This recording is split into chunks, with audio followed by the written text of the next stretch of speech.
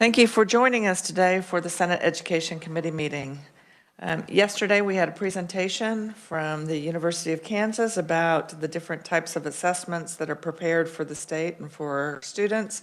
And today, we have a presentation from our Department of Education with regard to our state assessments.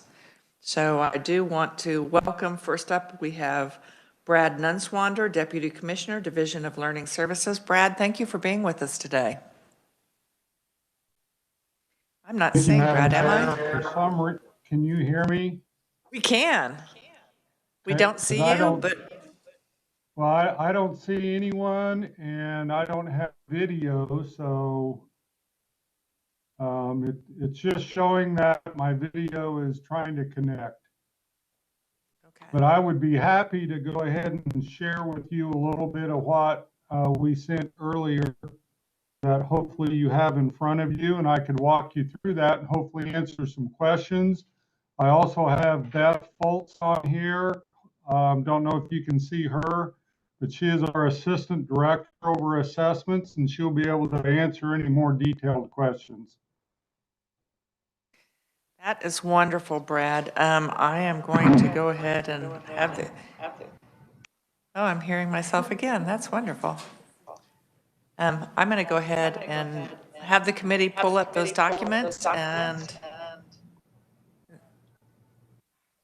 then we'll get started. The documents haven't come through yet.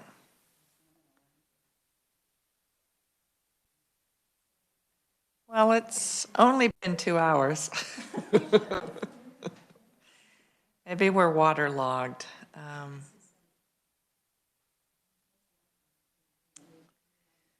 And Brad, you can't share them with us because we can't even see you.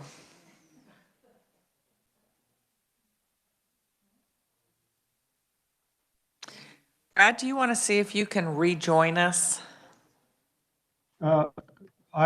I can do that. I will try to log out and log back in. I see that Beth can't get video either, but I will log out. Beth and I will both log out and see if we can't get back in where you can see us.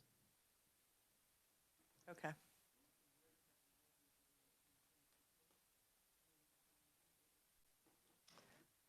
Even in taxation and assessment, it took us a little while to go from the blank screen to people. What?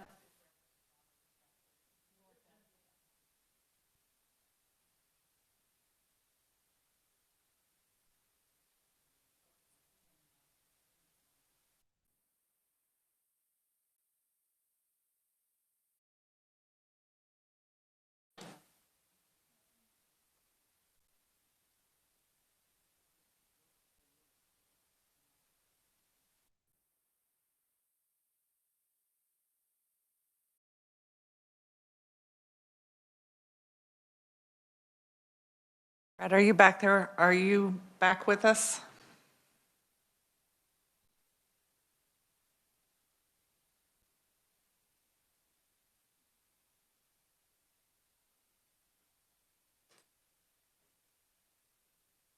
We see Matthew.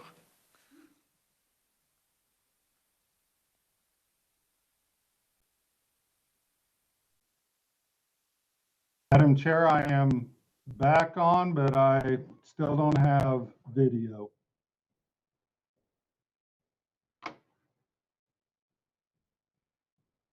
But I can, hopefully if you have the information that we sent this morning, I can walk you through that.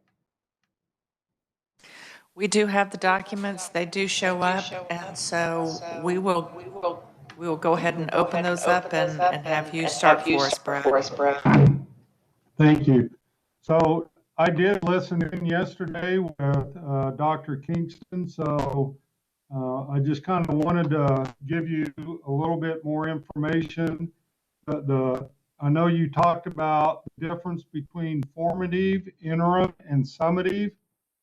The formative and interims you'll see on the little table, those are assessments that were designed to assessments for learning that teachers use throughout the year to inform where a student is relative to the standards, and quickly they can diagnose where each student is.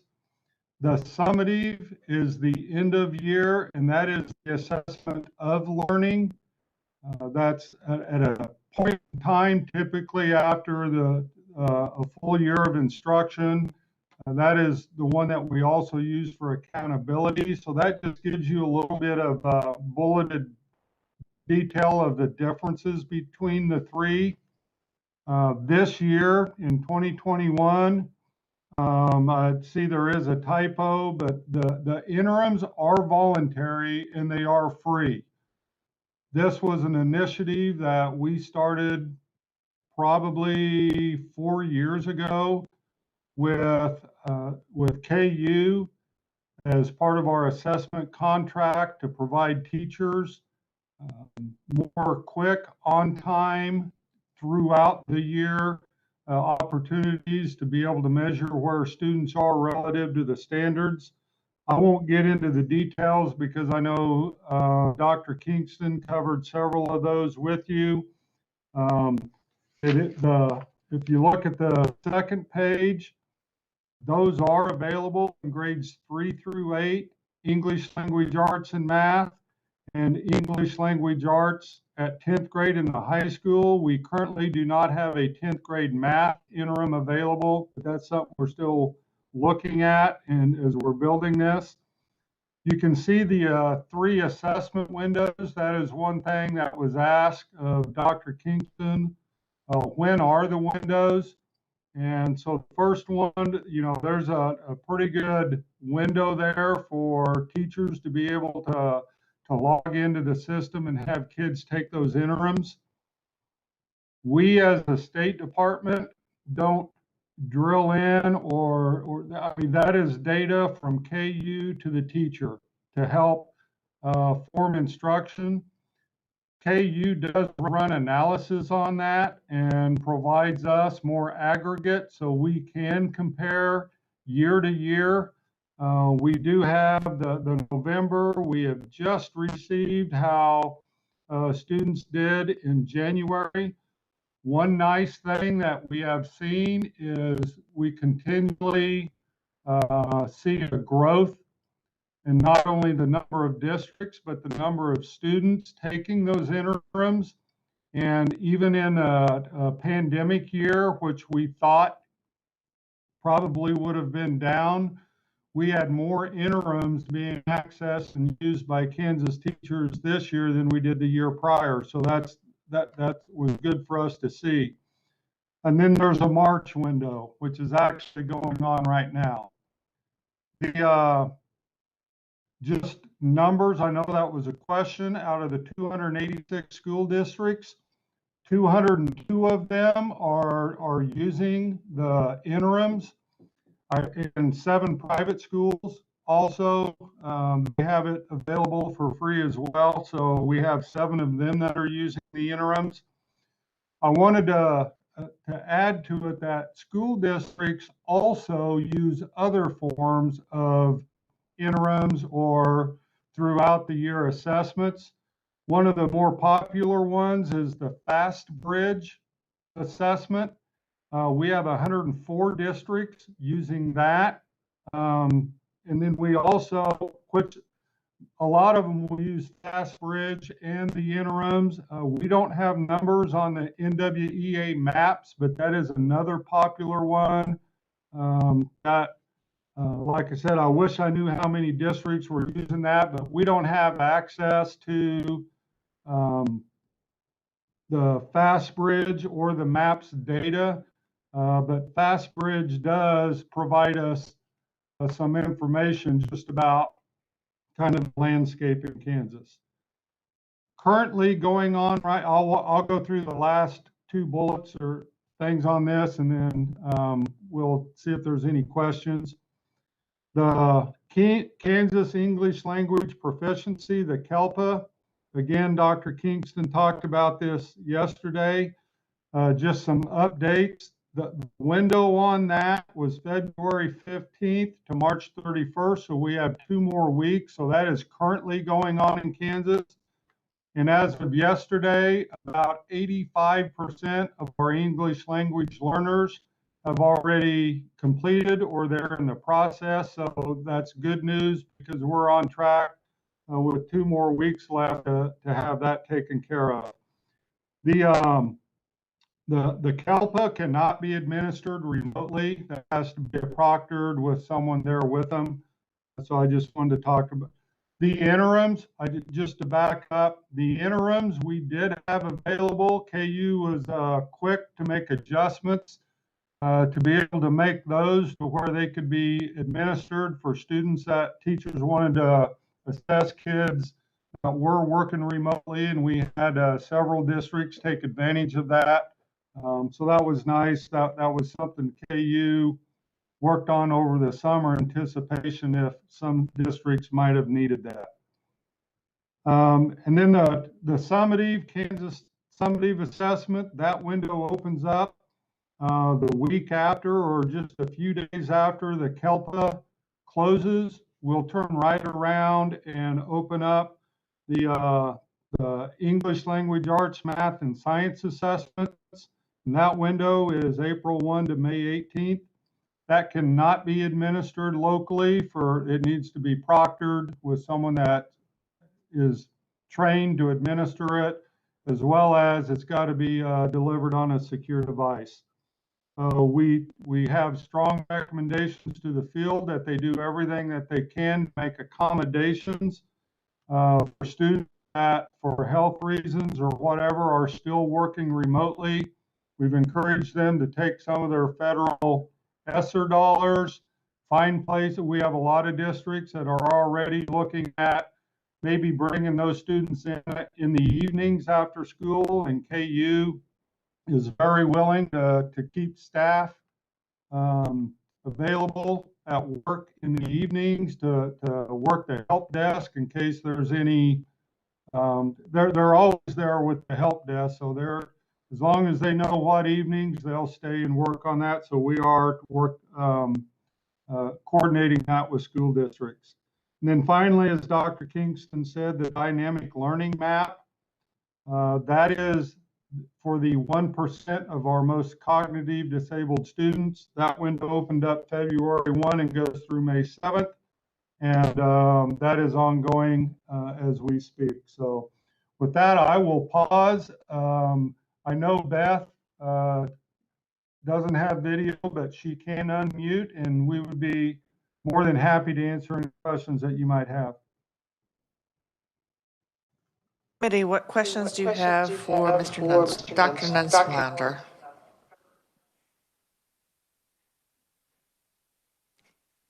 So much for that.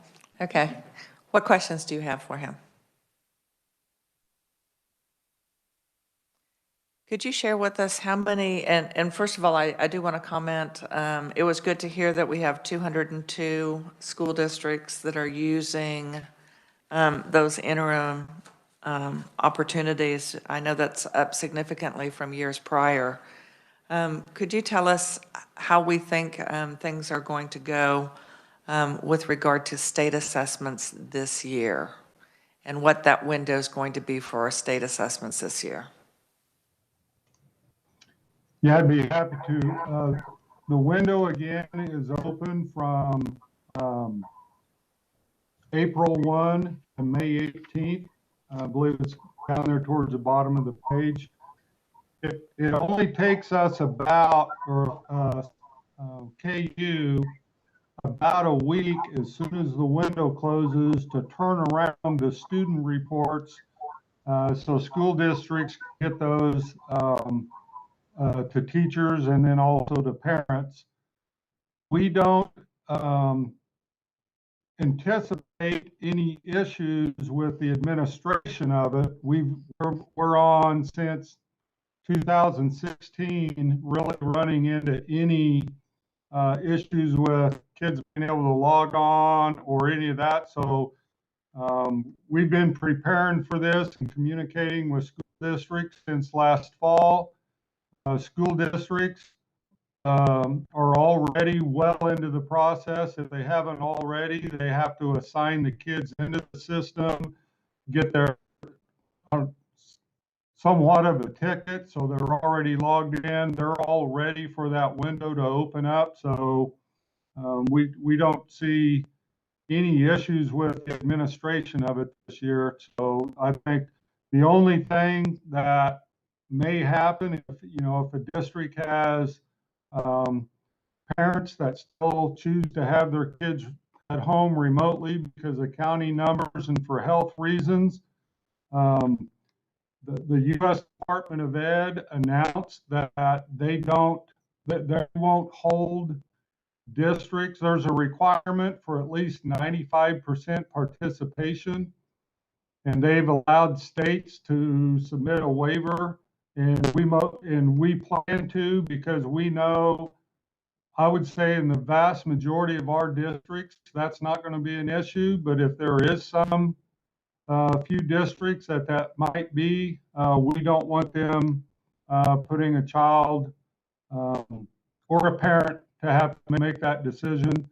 So we will not be holding them accountable to the 95% for any identifying them as a school on improvement or something. So we will be looking at that. I know Beth could speak more to detail about what our plans are as soon as the testing window closes, how we really want to analyze what subgroups, what areas, urban, suburban, you know, we do believe that this will look different than the prior years.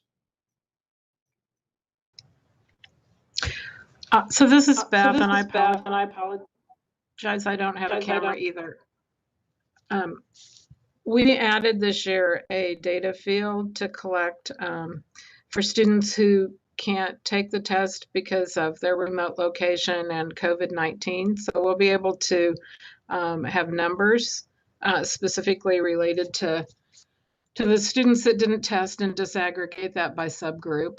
And, we have plans to report that once we get the data, as long as there are enough at the local level, there are enough students that meet our in-size criteria.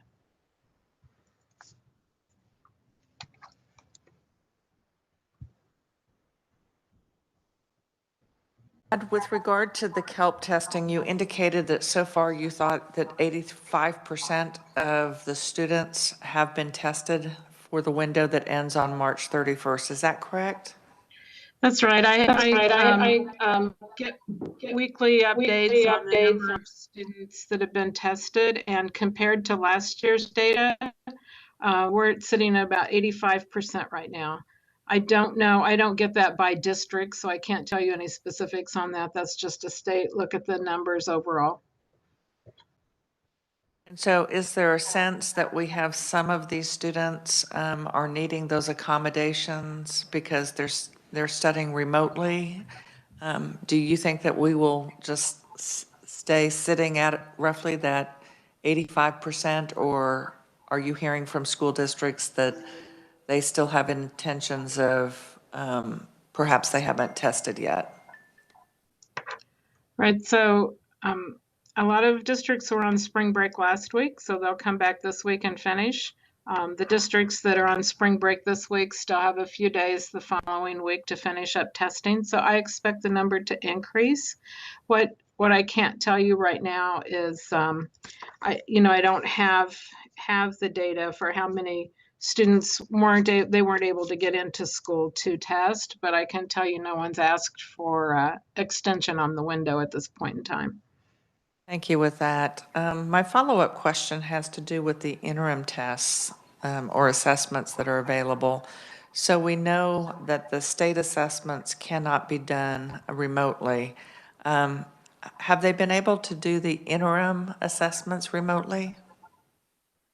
Yes, we made a decision with that test that because we recommend using it for instructional purposes to find out, how the students are performing and the areas that they might need to reteach or something. That security, while it's important, wasn't wasn't as important, and we were willing to let those tests be given in a remote location.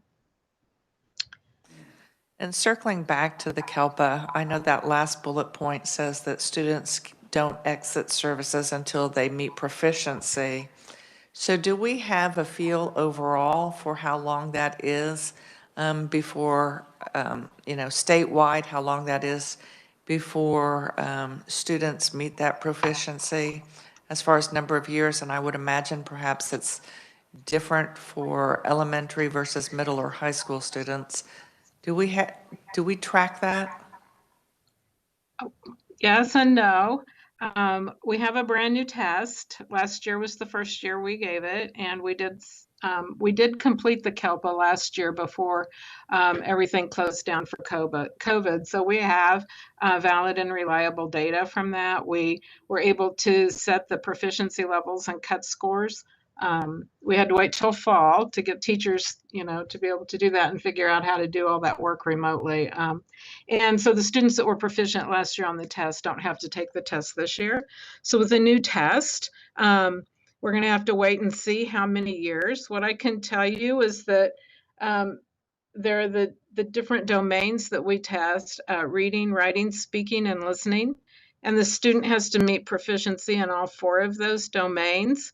And what we've said for our measure at this point is that we expect them, those domains have 4 different performance levels, and we would expect them to make progress of a +2 every year.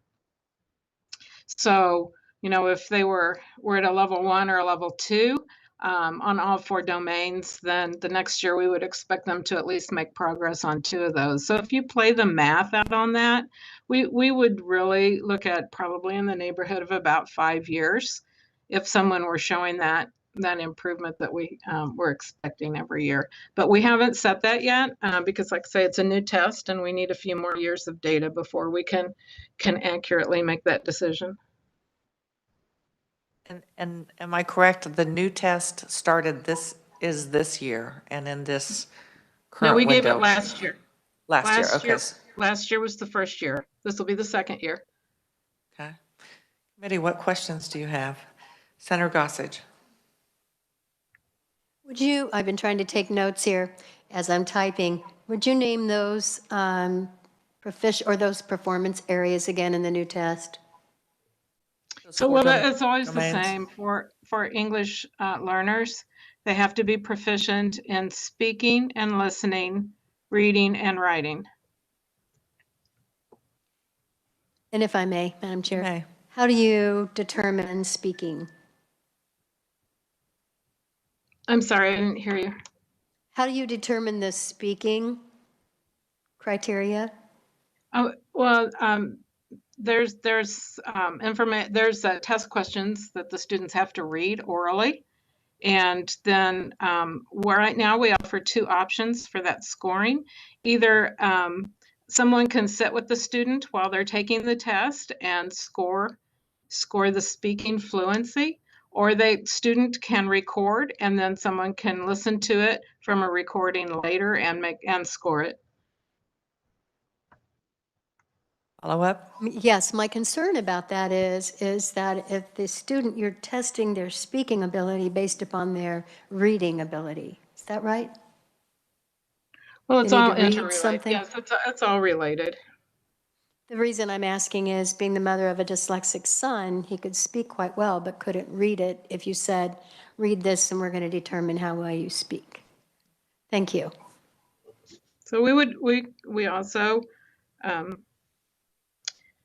we allow, there are accommodations on this test. So if someone needs to read the question to the student and then the student provides an oral answer, then that would be allowed if they couldn't read it.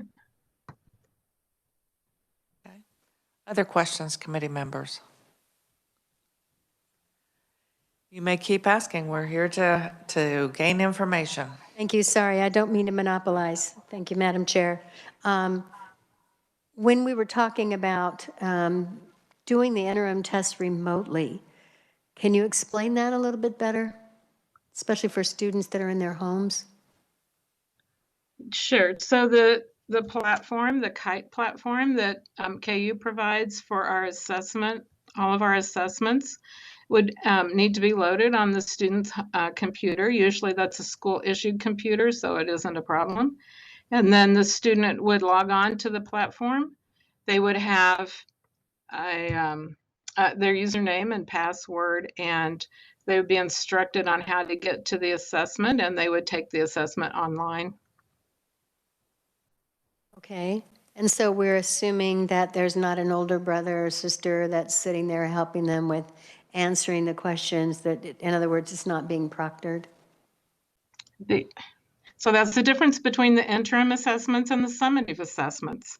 And that's where the locals have to make a decision, because we can't guarantee a proctored assessment from a remote location for the summative assessment. That's why kids have to go to a proctored location. It's a very secure test. It needs to be valid, reliable, and equitable. The interim assessments, we encourage schools to use that for instructional purposes. And then that's where the teacher, they give quizzes and they give other things while students are remote. So hopefully they figured out how to do that, but we would leave that up to the local school.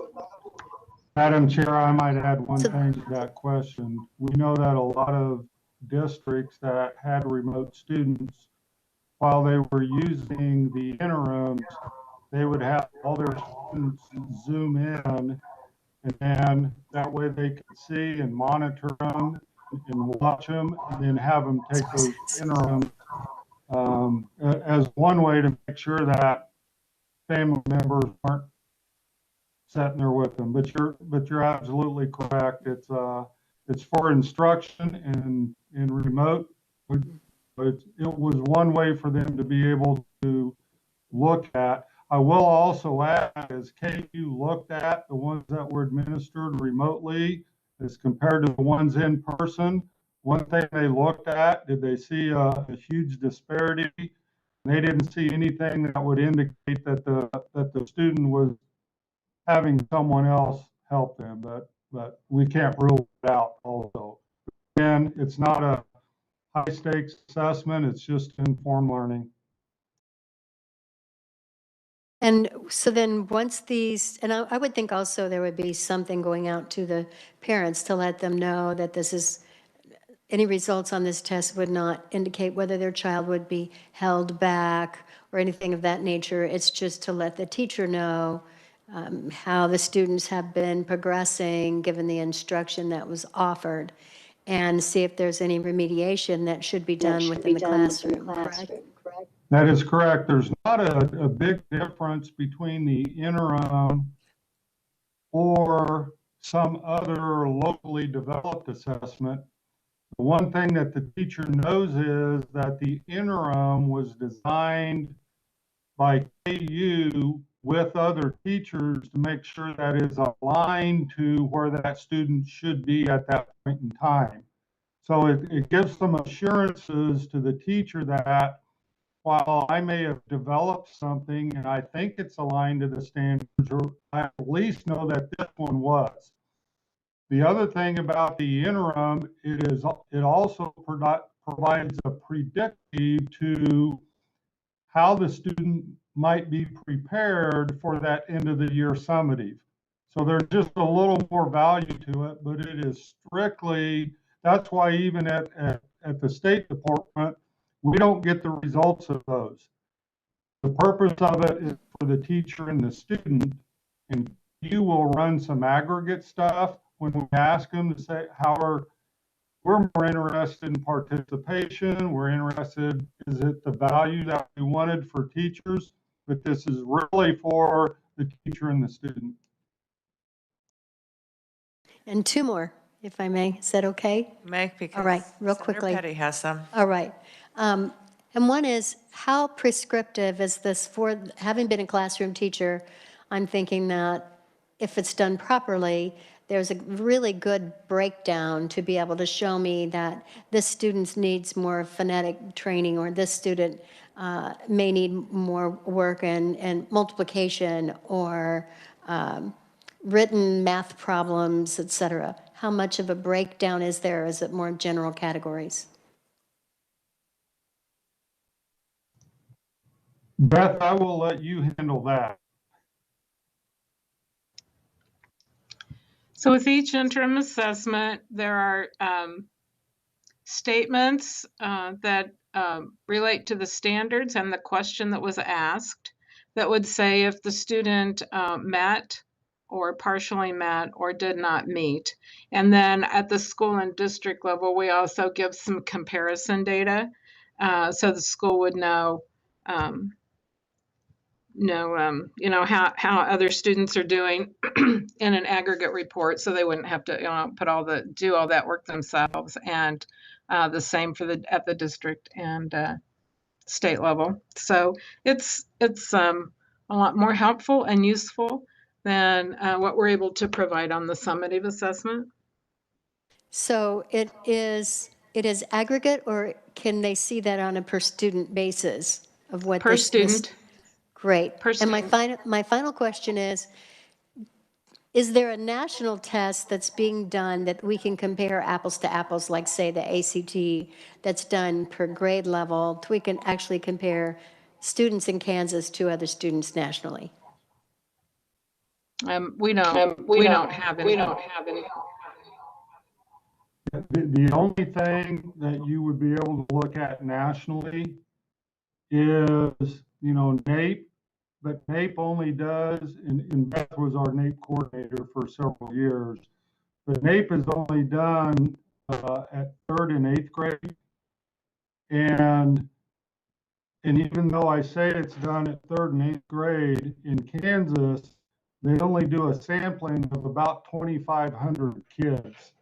So, but anything outside of that, and NAEP is not aligned to any state standards, so but there is no assessment that would let you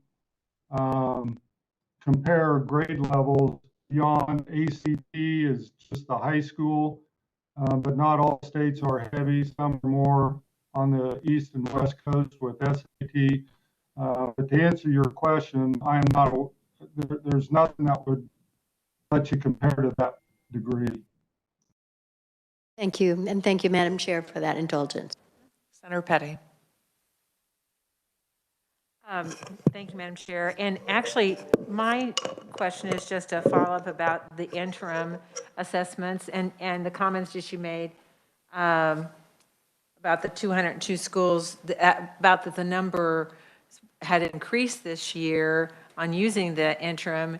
And I'm just wondering if you had surmised that possibly, since this was such an unusual year, so many students that were virtual or hybrid or in person and in such a variety, that it did serve as a very good tool to help the classroom teachers to monitor growth. Absolutely. I think it's a couple things. Number one, last year when we opened up the window for the state assessments, the summatives, that opened on a Monday, and on Tuesday, the announcement was made that schools would no longer be in person.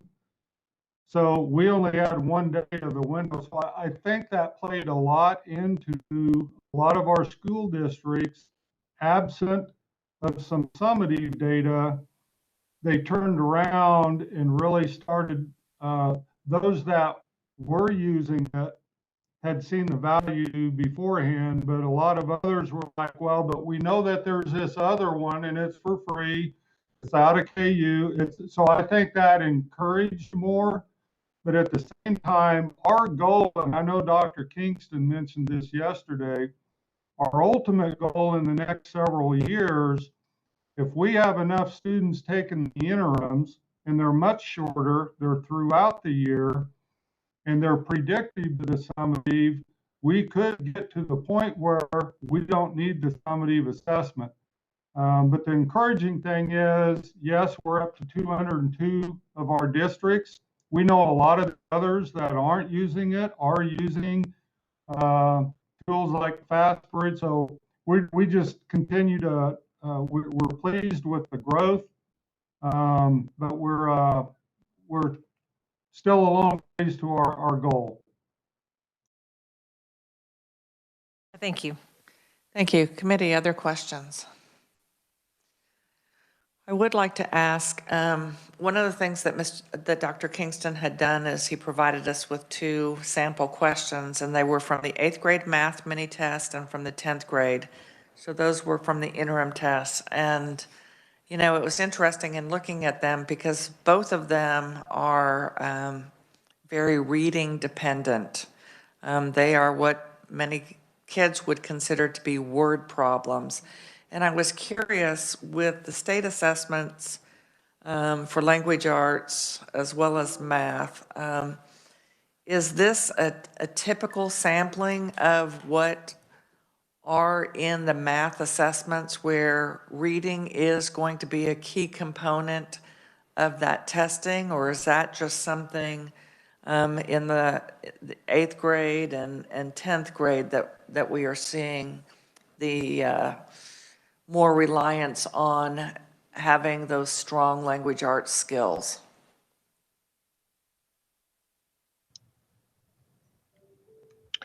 So I'll answer that one. The yes, this assessment, because we're really measuring for if kids are on track to be college and career ready. This math assessment and the science assessment are have more reading to them. We do 2 things to compensate for that. One, text-to-speech is an option on math and science for all students. You don't have to have an IEP in math or science to get text-to-speech. And 2, we monitor the reading level of the question. So if it's an 8th grade math item, the reading level should be at least 1 to 1.5 grade levels lower. So we watch that as the test is being developed. It's a more rigorous test than what we had previously. So going to, you know, the 3rd, 4th, and 5th grade levels, is that still going to be very dependent, at least the math questions?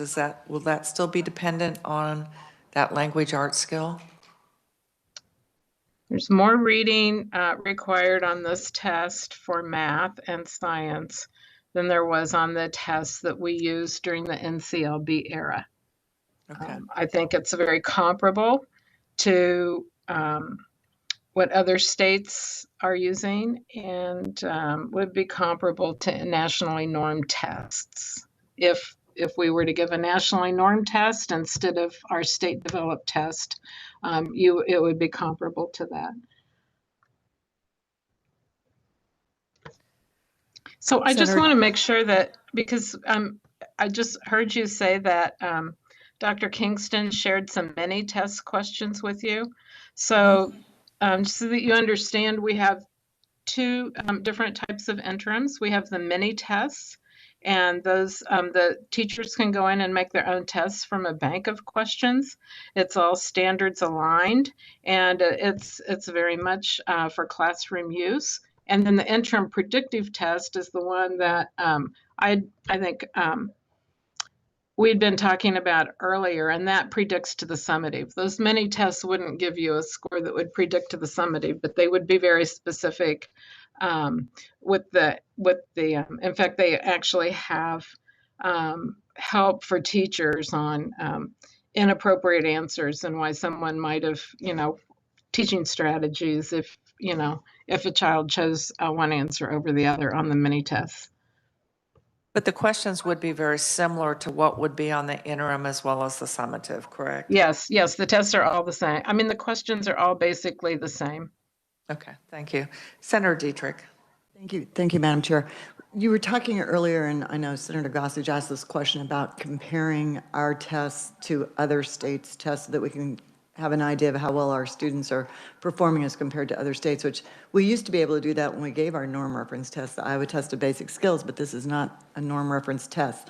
So other than the NAEP, and I know we may be beating a dead horse here, is there, and we're not aligned necessarily to the ACTs, so how do you best determine student progress? Is it individual progress from year to year? Is it, I may have two questions. Is it just not possible to compare ourselves to another state? What are your thoughts on that? I can take this, Beth. You know, at one point nationally, there was a goal to move that direction. But one of the big reasons is just student mobility. Moves, you know, take military students in one state would say that they're proficient in another state, then they'd move, and it just confused parents. There was not a very strong spirit nationwide as we moved, because at one point we were one of the charter states for the Smarter Balanced Assessment Consortium, and that's even dwindled. Finally, at one point, the state board said, no, we're not going to do that. One of the big challenges is, you know, Kansas is not a player. In the Smarter Balanced, we were only like 3% of the total student population, so we didn't have a lot of voice. So, Senator Dietrich, to answer your question, there is no real good now that majority of states, and we all have our unique standards. The Kansas math standards or English language arts standards are unique to Kansas. They're not comparable to Missouri. I think what most people look at, and Dr. Kingston talked about this, it's where you set that level to make the claim that a kid is doing work that would prepare them for success at the college level. And NAEP did that comparison study because everybody takes NAEP. And that's where, you know, in 8th grade, if, you know, where NAEP says we put ours, we have about 25% of our kids at levels 3 and 4. But if we'd adopted where NAEP said Missouri put theirs, we'd get 62%. So it's just, you just can't compare state assessments, and there's really no other assessment, ACT, SAT, that is aligned to any state's unique set of standards. So I don't know if that helps. Thank you. Could you address, you provide us with a separate sheet of testimony that has the state aggregate results for the math performance and the English language arts performance. And I know we've talked before about the difference between level 1, 2, 3, and 4. And could you address those results that you have for us on those two tables? Yes, and I think I sent those a few weeks ago, so I don't have them in front of me, but where Kansas teachers said a level 3 is, and Beth and I talk about this a lot, the question when Kansas teachers set that mark was, at what point do we believe a student is doing work that is at the college level? Now, obviously, in 4th grade, I mean, then that's backward map down, but they're doing work at the skill level at that grade to be doing college level work. It does not mean that they're not successful with math at that grade level. That's more at a level 2. They're having success at it, but not at a level where we would say they're at that higher level. And the chart that I sent you is showing what percent of our kids are working at that level 3 and that level 4. And And while we did have KU equate those to the ACT, we feel that the math is pretty much on target. But we probably set the bar too high in English language arts, because you could be performing at a mid-level 2, and ACT would say you're doing college level work, you're hitting the ACT benchmark. So that's something we're going to have to look at adjusting. But being at a level 2 doesn't mean you're not doing successfully work at that grade level. Our teachers just said, we need to get you to a higher performance level to be able to ensure that your kid is ready for college level work. So we usually refer to that as on track. On track to be college and career ready. Typically, when we're provided the state results, what we get is, so when we're looking for the state results for, we'll just say math performance level reports. So it's from state 2019, we have 28.29% are in level 1, 39% in level 2, 23% in level 3, and 9% in level 4. But that includes kids that are in 3rd through 8th grade as well as 10th grade, correct?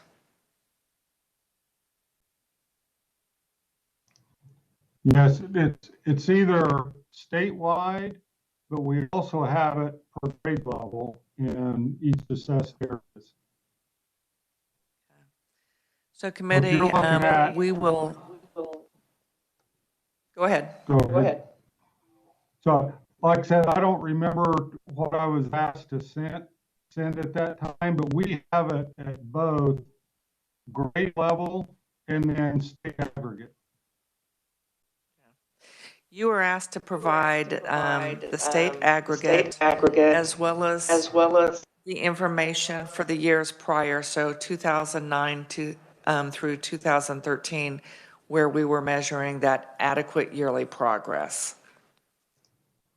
Yeah, so that would have been state aggregate, all students 3 through 8 in high school. But we can also do that with those same years at every grade level. Of course, you're going to have multiple pages. But yes, that is what I reported to you as all kids that took it, 3 through 8 in high school. But it can also be broken down by grade level. And committee, we did not address this last year. We did in years prior. We will be looking at these numbers and the results next year, since we didn't have anything from this last year. But I think it's important for us to, on the one hand, we have that state, what that state aggregate is.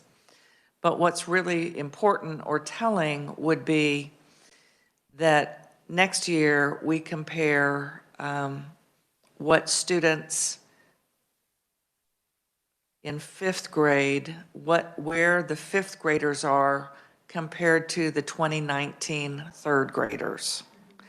And it really is showing that same group of students and how it is that same group of students are progressing.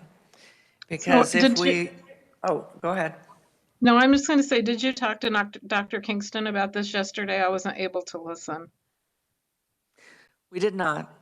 Okay, No, so what I would caution you, and what we caution everyone, is that we don't have what we would call a vertically aligned assessment that would predict growth from year to year. If you want to look at the growth, and this is, I know you're interested in individual student performance, but at the state assessment level, we really would look at this at the building or grade level within the district, and then you would want to look at how the 3rd graders performed in 2019 and how the 3rd graders performed in 2021, and that would let you know if the school's making improvement on how they're teaching students. Different type of test, different tests do different things. They do, but I would respectfully disagree, and here's why. I think that puts us right back with No Child Left Behind. And while I think that there were merits to No Child Left Behind, because it did require school districts to focus on individual children and what they were able to achieve from year to year, but that was based on that the school district needed to show that progress every year.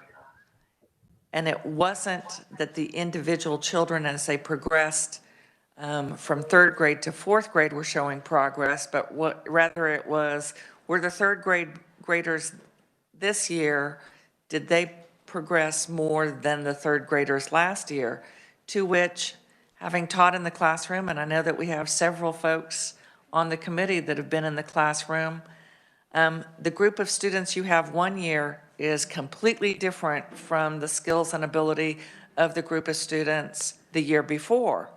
So it really is our kids from last year's group, which we can't really assess because they didn't take the state assessment, but our individual groups of kids moving forward. Of course, as a parent, you want to know, is your child moving forward?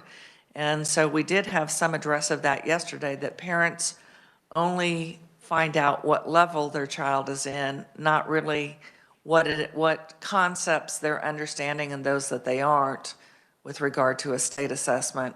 But I would simply disagree. I understand that the test for the fifth graders is different from the test for third graders, but they have accumulated 2 more years of learning. So they are being assessed by where they should be at that grade level, and did interventions and additional services, third grade, fourth grade, fifth grade, does that bear out when they take that fifth grade assessment? I do think that in years past, when I've looked at this, we see some really interesting changes that happen, particularly when groups of kids transition from elementary school to middle school.